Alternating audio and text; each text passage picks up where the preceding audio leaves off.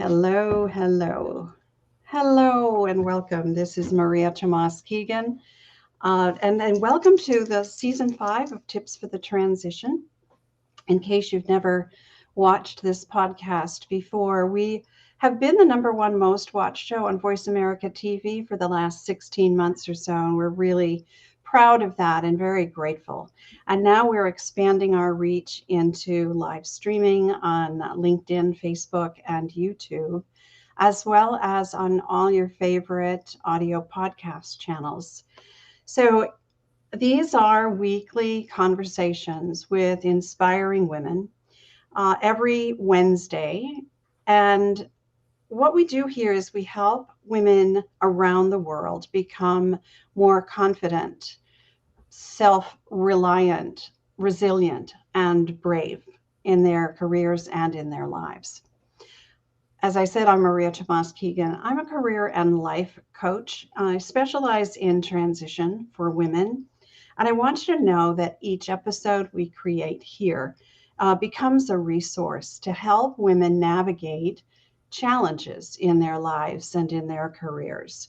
So if something strikes a chord for you as you listen to me and my guest, check it out below the episode description, the comment section, depending on where you're looking.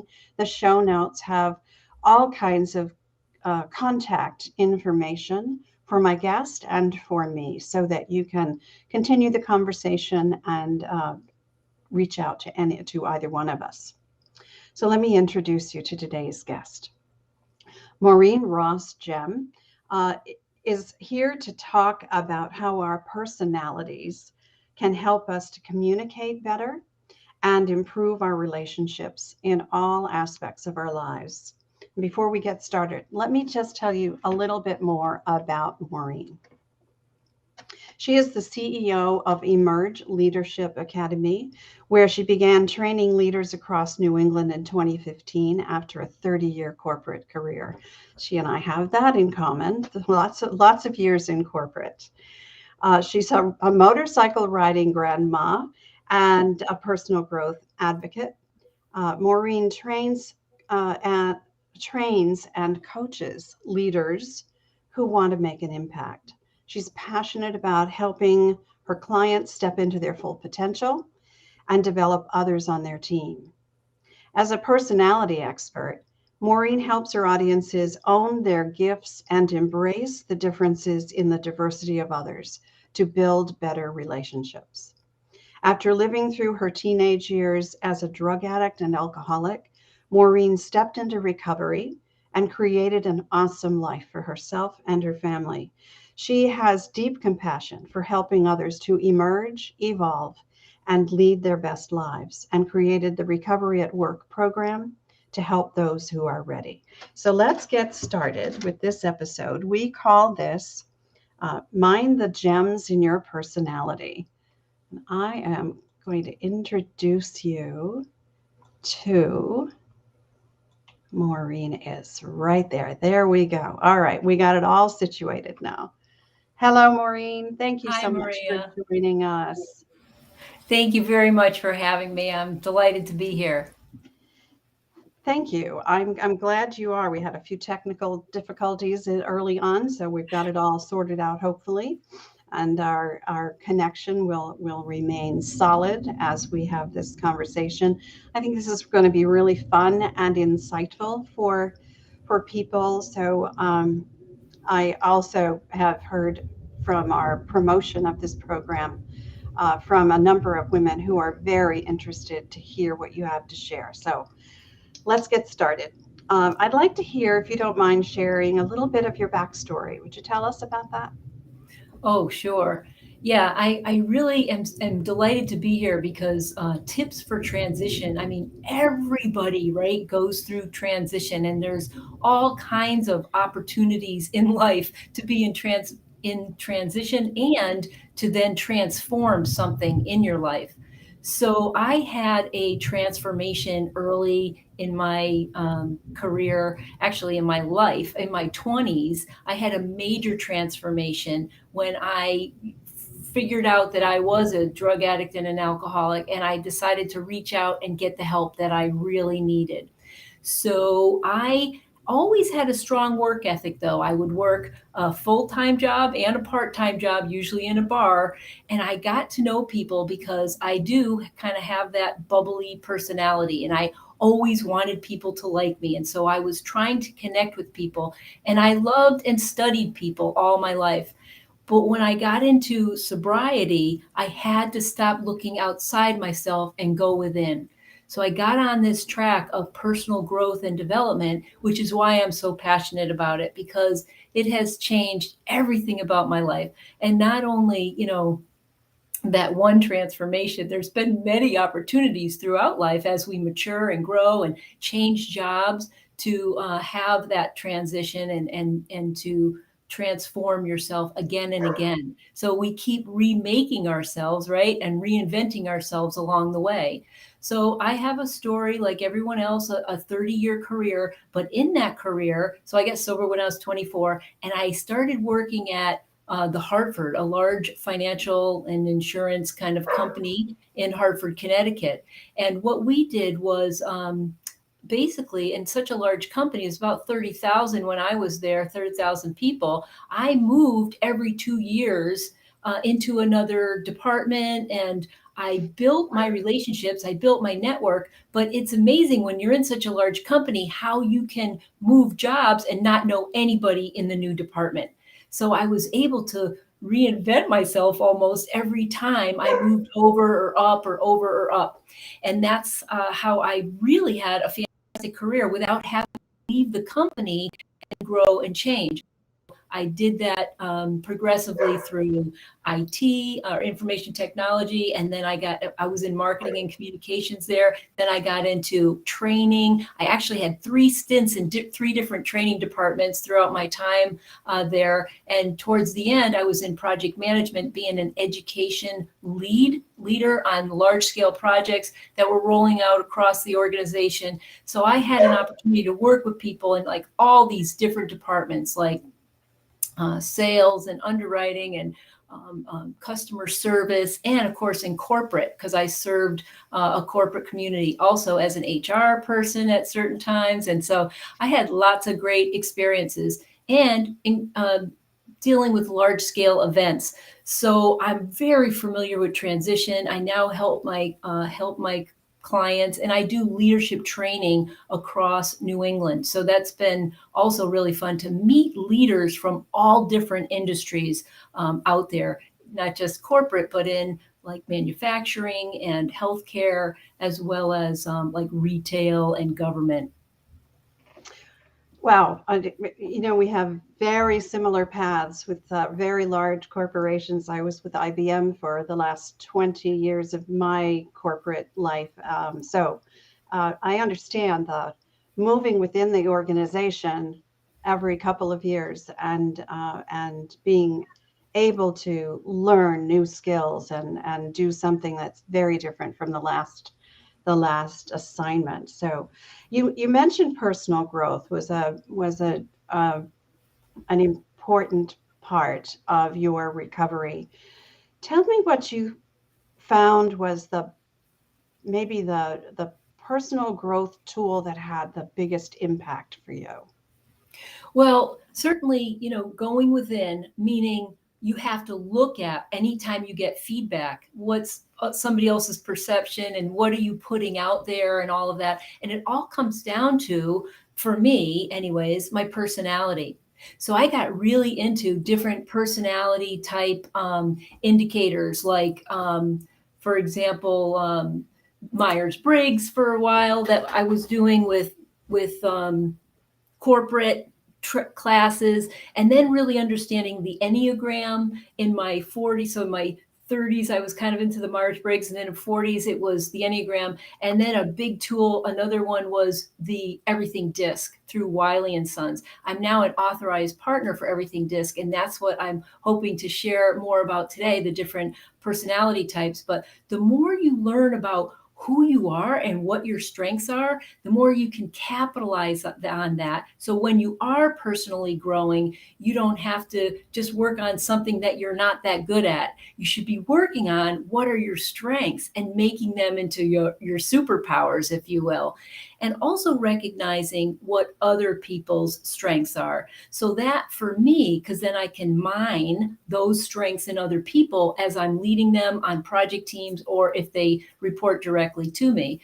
And so that has been just huge, and understanding that I'm an emotional being. So those tools have helped me to grow my emotional intelligence, my leadership skills, my patience and tolerance, not just with other people, but with myself. And so those tools have also helped me to develop really deep and lasting relationships with everybody in my life. So that's been it makes you a happier person when you can have really good relationships. Oh my, I couldn't agree more. When there is harmony, and when you figure out how it is to have those conversations and deepen those relationships. Yeah, that's such an important piece of knowing who you are, being able to do that. I love that. So tell me what you're working with leaders today. What do you find are their biggest challenges? Well, mostly, Maria, and you know this, right? In the industry, what normally happens is somebody gets really good. They get this certain level of expertise in their field, and maybe it's sales, or maybe it's customer service, or maybe it's a machine that they're working on, or a product. They're great at this particular product, and so what happens is they excel so much, they get to the top, and management says, "Oh well, let's make them a leader." Because probably what happened along the way is they became a mentor for other people, and they had to train other people on how to do what they do, or and that sort of thing, or they became the resource person. And if that was successful, then they naturally sometimes step into leadership. But a lot of times companies don't give these managers and supervisors the training they need to really deal with people issues. And so that, I think, is the biggest challenge for leaders, is dealing with people issues. And depending on your personality, you might not be so good at that. Managers and supervisors are trained to be task oriented, and leaders are trained to be people oriented. And so there's a little bit of a shift and a mindset shift when you step into a supervisory or an emerging sort of leader role, that you need to also be really aware of not only your own personal growth, but the growth and the development of your people. And how do you really understand them if you don't understand yourself at a much deeper level? So it's a process, but it is a challenge, because they're just trying to get people to do things that need to be done. Yeah, It's yeah, not always so easy. yeah. You're so right about that. And that's an age-old problem where corporations try to make leaders out of people who um, haven't been taught how to be a leader, haven't been Right. trained, haven't been mentored on how to hone their people skills so that they can lead people rather than direct people, right? Right. That's right. Yeah, and that the issues there, I've seen it so many times.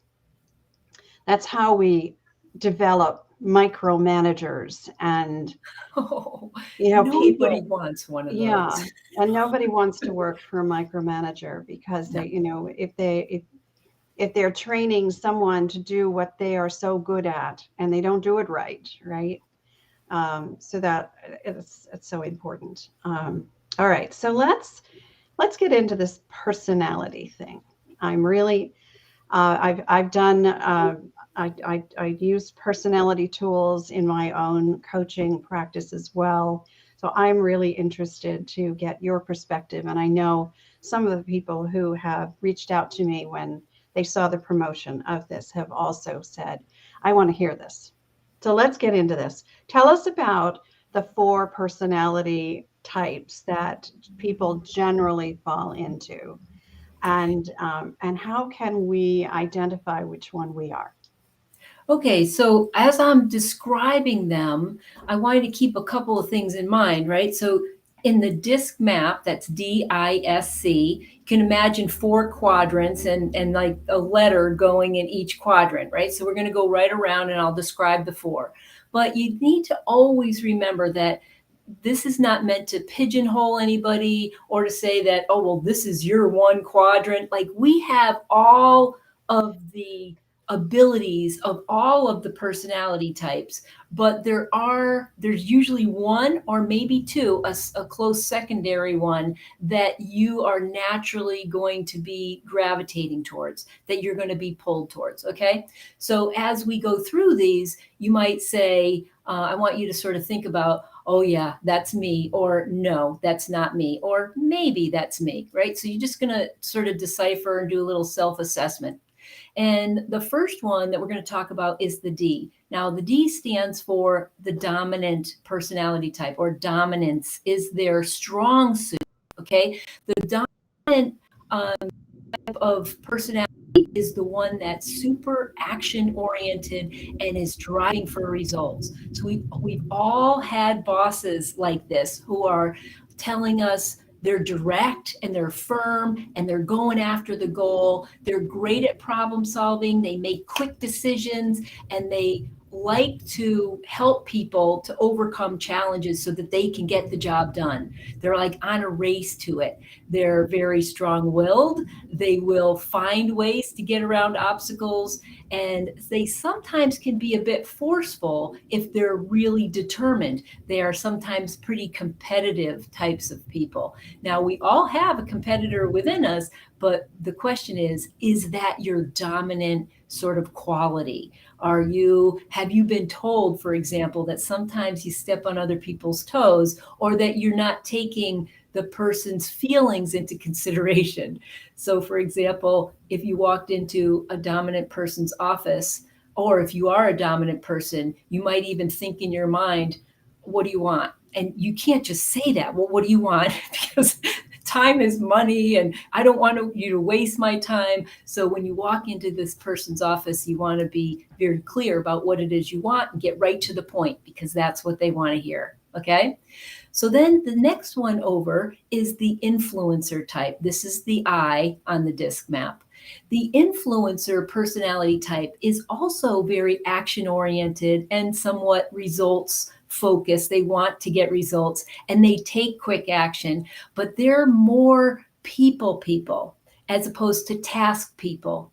Okay, so they love working with people. They're very enthusiastic, sometimes a little over bubbly. These are your very creative types. They're outgoing and optimistic. They see the good in other people and they see the possibilities of a project and they see, or a product. Okay. They're very high spirited and lively, charismatic kind of people. They talk a lot. Sometimes they don't listen so much. Sometimes they can be like all over the place, chaotic. And so sometimes if you're a very planned, serious person, these people can push your buttons because they're all kind of all over the place and that sort of thing. So there you have your influencer, though, because they know people and they can get the right people together on a team.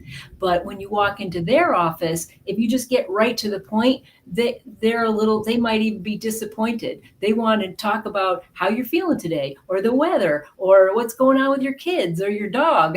Like they are enjoying life as well as work. Okay. So the third type that we have is the steadiness. That's the S in the disc. The steadiness style are very also people persons, the people. They do like people. They are warm and friendly, and they are very, though, even tempered. They're also accommodating. These are your resource people. They are good. Because they develop relationships all across the organization. They know where to find something or where to go or who to get that need met from.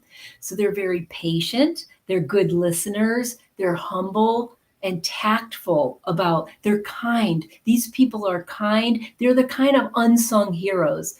They have a a tough time though saying no. So they could be over extending themselves at some times, right? And they also can be treated not well because they don't ask for a lot of accolades. They just keep doing behind the scenes, and they are very valuable people, but they are not appreciated enough, I think.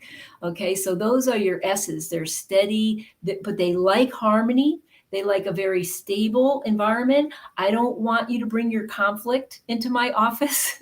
I'll listen to you if it's your issue, but I don't want it to be my issue if you're an S. Okay. So then you get to the last, the C on the disc map is your conscientiousness personality style. Now, the conscientiousness type is, they are focused on quality, getting the job done, but getting it done right. They are very accurate, analytical types. They're more reserved and quiet and private people, but they're great with systems and processes, right? So they could be in a cubicle all day, not talking to anybody else, and they're perfectly happy if they have a goal and a deadline and they have the resources to make it happen. They are going to do it right and they're going to meet it on time.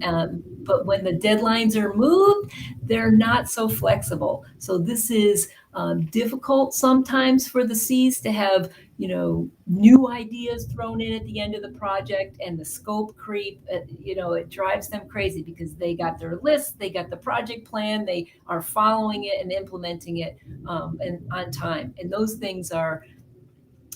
will sometimes upset the apple cart. So you have your D, dominance, I, influencer, the S is your steadiness, and the C stands for conscientiousness. So those are the 4 styles. So Maria, where do you see yourself? Interesting. I think I probably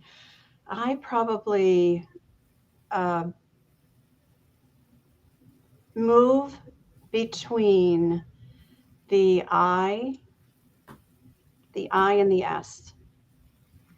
I think probably the S is your primary style, and the I is your I is your secondary. Okay. And here's why. So we're going to talk a little bit about people reading. I think you even had that question. So yeah. The D and the I, which are on top of the map, if you think of those 2 quadrants, they are more fast-paced and outgoing. And the C and the S are more cautious and reflective. And you are patient, you're a good listener, but you think about things before you say them, which tells me that probably your S is first. But you're definitely on the IS side or the SI side. And again, we have all of these things. We're a mix of all things. It doesn't mean you can't be a D sometimes, direct and firm, and you get the job done. And when you have to step into that role, we can expand outside of our what we call the comfort zone. But honestly, that love introversion and extroversion. So do you see yourself as an introvert or an extrovert? Probably mostly an introvert. Yeah. Extroverts often, they immediately start answering a question, even if they don't know the answer, they'll talk it out, and they kind of think out loud more so than the C and the S. They're much more tactful. They think about what they're going to say, but you're on the side. Okay, so the second part of that question of people reading is not just are they outgoing and fast-paced and outgoing, or cautious and reflective, because sometimes I'm very cautious and reflective. Outgoing.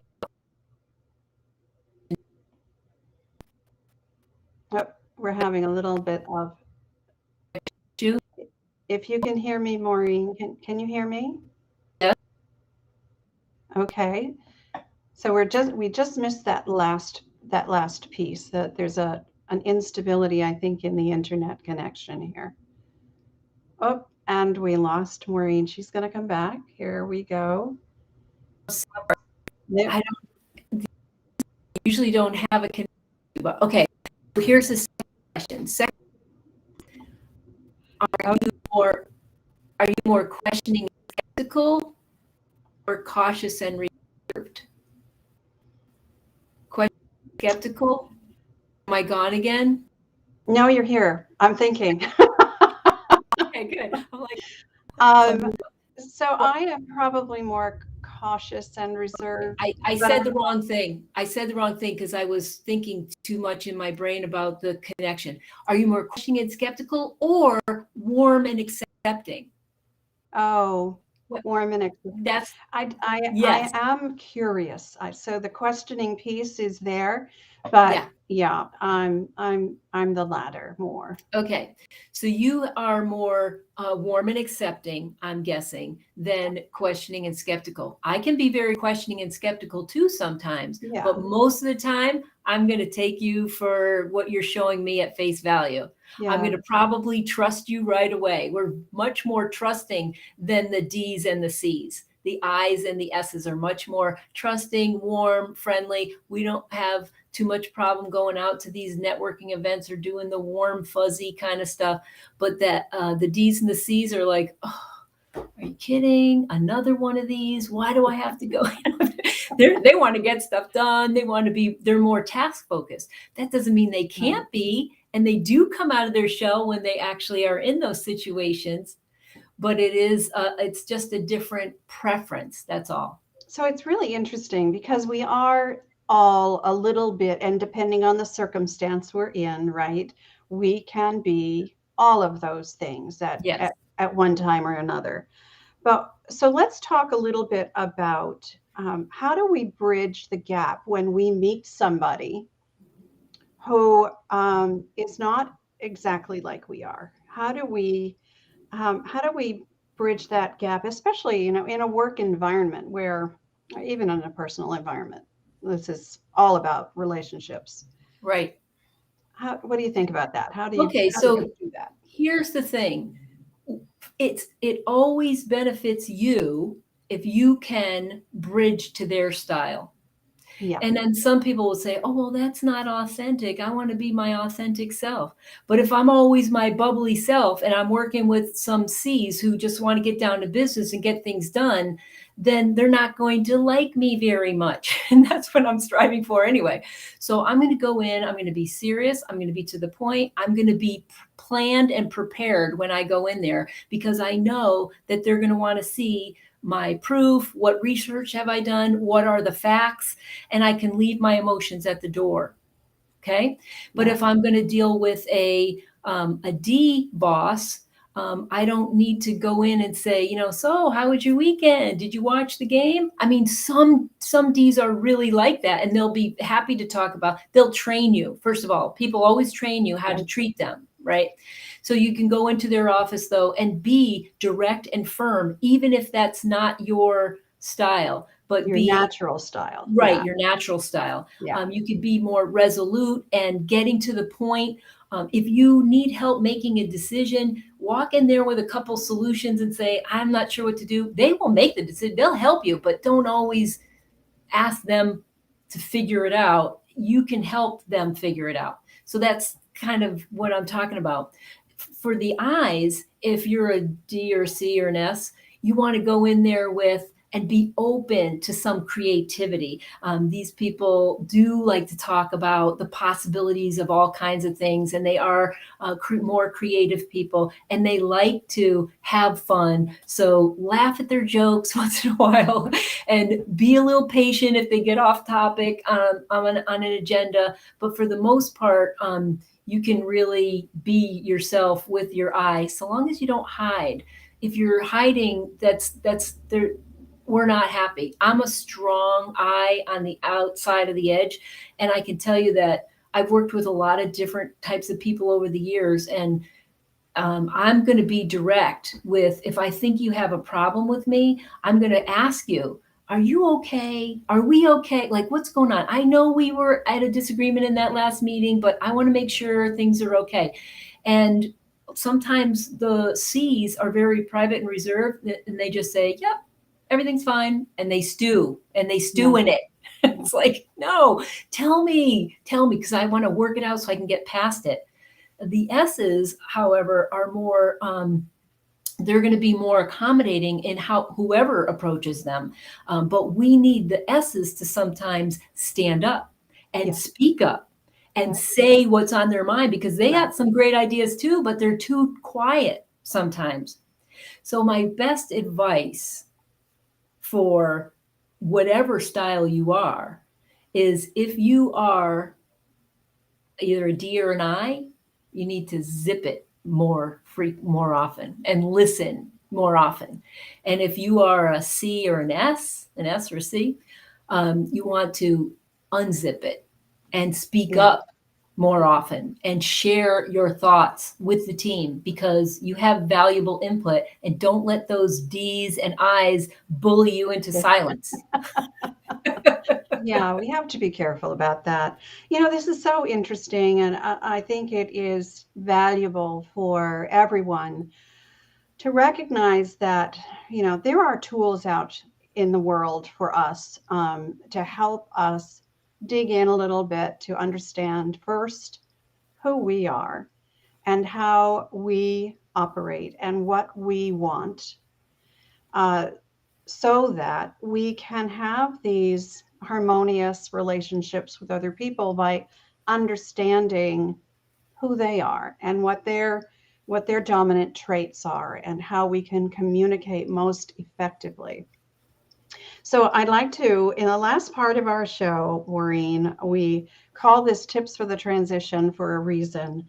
And it's the part that our viewers, our loyal viewers, often say is the best part for them. We talk about some practical tips. So let's maybe summarize some of you've shared a lot of tips for us along the way here, but let's see what we can do to summarize some of that so that people can take away some things they can do today to to kind of test the waters and figure out who they are and who somebody else is, and how they can communicate in a different way.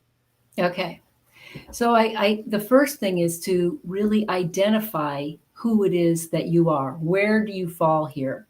And when you do that, when you do some of that introspective work, that really is the most you can do. You can figure out who other people are, what their type might be in their style, but don't try to do that while we're having a conversation. Because like in the beginning, you're thinking, are they more fast-paced and outgoing or cautious and reflective? And you're thinking, and you're not listening to what they're actually saying. Or are they more this? Are they being too skeptical? Well, they must be a C, and you're not really listening. So kind of do some of that upfront work before you go into a meeting. Right? You figure that out before you go in. And I was just thinking that maybe the best way to do that is just quietly observe. Well, yes, observing is always super important, because you're raising your consciousness about what's going on around you. Yeah. How are people really acting? And sometimes people just be aware that people put on a facade too. We put on our professional face, and we don't show who we are. Sometimes it happens. And if it's working, that's fine. But I always say to all leaders, whenever you possibly can, get to know the people you work with. This is why we have such a huge transition. And it's also transition out of companies and into other positions, because they're like, nobody cares about me here. Yeah. When you start really developing relationships, people will stay even in crappy situations because, oh, but I love the people. I love the people. Yeah, absolutely. Yeah. Yeah. Or I hear that all the time. So why have you stayed so long? Right. I don't like the job, and I'm not valued, but I love the people I work with. Yeah. Yeah. I know. And that is why as a leader, you do want to not just get to know the people, but also get to know what drives them, get to know how you can recognize them appropriately. Because if you're a D or you're an S, there's two completely different ways to recognize those people. right? And I think also it allows leaders to understand where their teams individually, where their zones of impact are, so that they really can put them in positions where they can realize that impact. Right. What do you call it? The zones of genius, right? It's Yeah, not a good idea to take a C and put them in front of the committee that's organizing the big public fun event. You put the I's in those jobs, and you don't want to give all the spreadsheet work to the I's. right, It's right, like, right, yes, so you right. get it. That's why personality is so important to know, to understand, and to really even be able to drive yourself in a different direction. I worked at that company for 30 years. I did a lot of different jobs, but in the end, you know what the most rewarding part of my job was? All the United Way events, the Big Brothers Big Sisters, all the volunteering stuff I got to do, the Hartford, for the Arts Council I was on, the mentoring that I did, the training that I did, the lunches that I had. That's what's the best part. All the relationship stuff, Yeah. all the For stuff me, that that allowed made it. you to be you. Yeah. Yes, yes. And we all need to find that to be, in our highest state, right?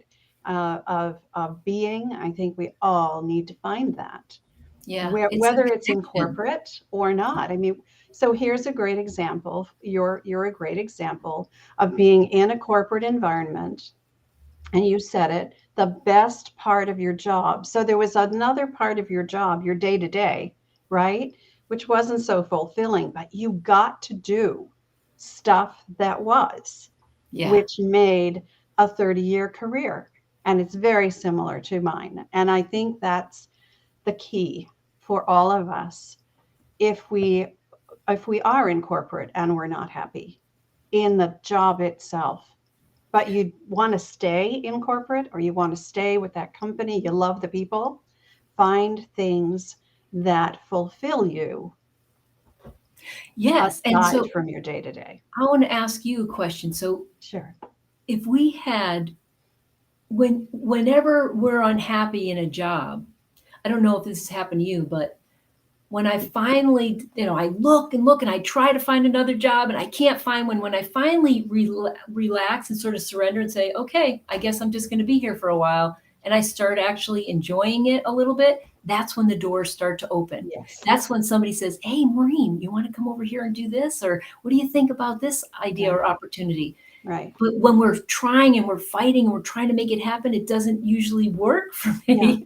But when I relax and let go and just do the Yeah. best I can, Yeah. I that's when the talk doors about that a lot with my okay. clients. The resistance piece, right? You Yeah, keep resisting, you keep pushing, you keep pushing. And you get nowhere. And right. that's just the truth. That's the fact of the matter. Yeah. You just get nowhere when you're pushing. Yeah. No, but the more Yeah. happier you are within, then the more your situations will change for the better. Yeah.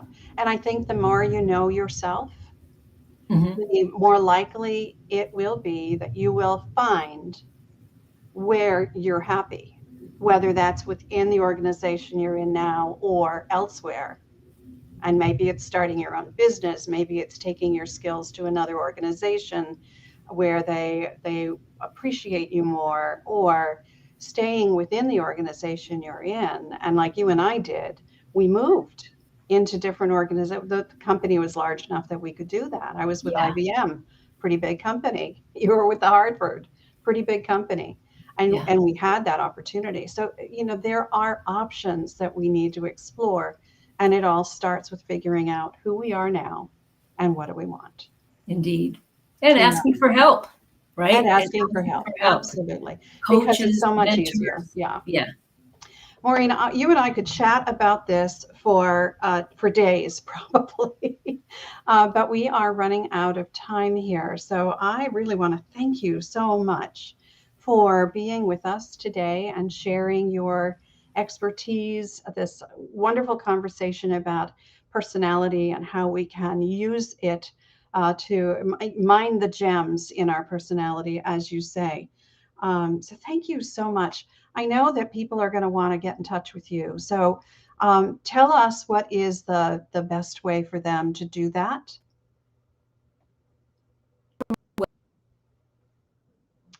Oh, we're losing some of her connection. I don't know, Maureen, if you can hear me.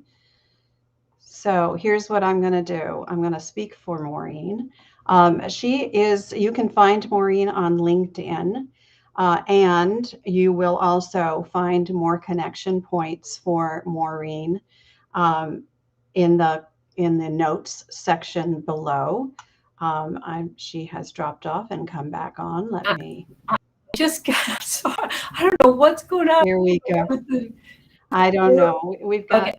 Yeah. But I want to tell you, listeners, they can go to immersionleadershipacademy.com and take the quiz and find out in 7 questions if they're a D, I, S, or C. And the quiz is what animal best represents your personality style. Wonderful. And so, so that would be a fun thing if they wanted to do that. Okay, and they'll find that on your website, and that link will be in the show notes below. So I've had so much fun with this conversation with you, Maureen. Thank you for Thank you, Maria. Thank you for being with us. I really have appreciated it. You're so welcome. It is my pleasure. Sorry about the connection issues, but I do think we have so much in common. I'm sure we could talk about this forever, but I really appreciate you having me on. Yeah. It's my pleasure. Thank you so much. All right. And for those of you who are listening, I appreciate that you're a part of this community. Thank you for being here. And as I said at the top of the show, as a career and life coach, I love creating resources for women, and each show is designed to help you navigate life and career challenges with a little more ease and grace.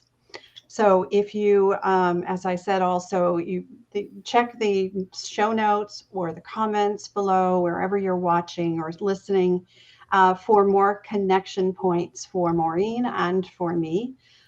Lots of things that you can, ways to connect and to continue this conversation with us. And we'll see you here next week at the same time. I believe it's our time to thrive. So join me on that ride. I'm Maria Tomás-Keegan. Till next time, we're helping you turn transition into triumph.